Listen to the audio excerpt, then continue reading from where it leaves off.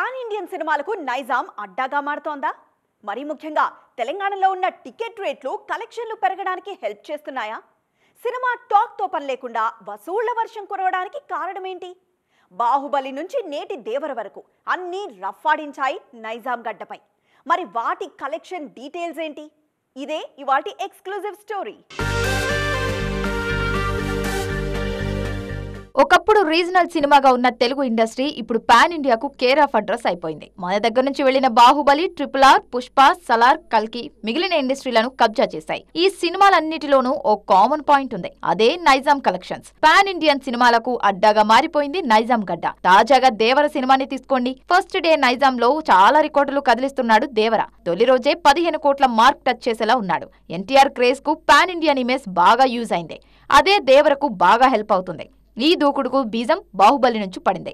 2015లోనే 43 కోట్లు వసూలు చేసింది బాహుబలి. ఇక సెకండ్ పార్ట్ 66 కోట్లతో రచ్చ చేసింది. పాన్ ఇండియన్ సినిమాలకు పెట్టని కోటగా మారుతుంది నైజాం గడ్డ.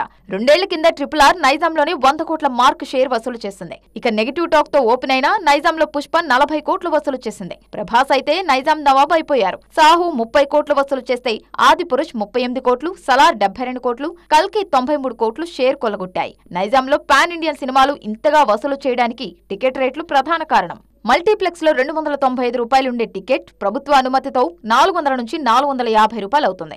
ఓపెనింగ్స్ కు అది హెల్ప్ అవుతుంది. ప్రభుత్వం మారాక ఏపీలోనూ ఈ అడ్వాంటేజ్ వచ్చింది. మొత్తానికి నైజాం మార్కెట్ పాన్ ఇండియన్ సినిమాలకు ఆయుపట్టుగా మారిపోయింది ఇప్పుడు.